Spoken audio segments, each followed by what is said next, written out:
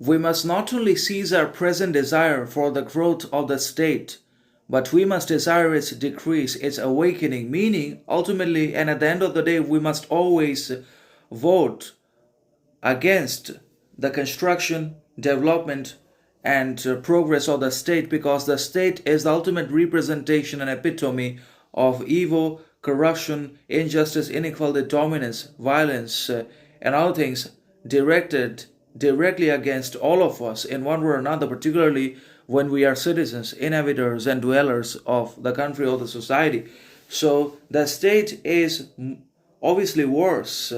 than the society. The society is also the machinery of control, desire, dominance, etc. But the state is worse in the sense that it prioritizes and represents only oppression, repression, injustice, inequality, discrimination for all of us by our leaders, rulers that are beloved, respected, admired, supported, voted all the time by ourselves. But ultimately, what we get is the state, the repressive state operators that put all of us into control, repression through the application and utilization of militaries, police forces, and other forces when we show defiance, opposition,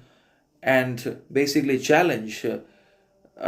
towards the conventional laws, traditional knowledge, and backdated policies and modern ideas, dangerous ideologies. We are put into repression. We are beaten by the police and also by other architectures of force that are built inside the society by the state. So we must definitely try to decrease the state as much as we possibly can by voting against its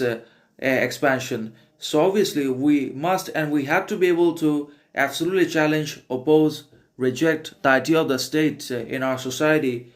in our lives, because we don't need it, because it only dominates us, exploits us, manipulates our reality, conditions, resources, compulsions, and weaknesses. It does not provide us with strength, positivity, power, growth, authority, authenticity to control our lives and to also achieve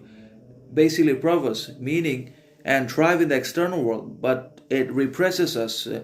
in all shapes and forms, and in whatever ways it can, it always tries to weaken our position and for the establishment of the ultimate kind of control, subjugation, dominance over all of us in thought, ideology, action, so that we can be converted into machinery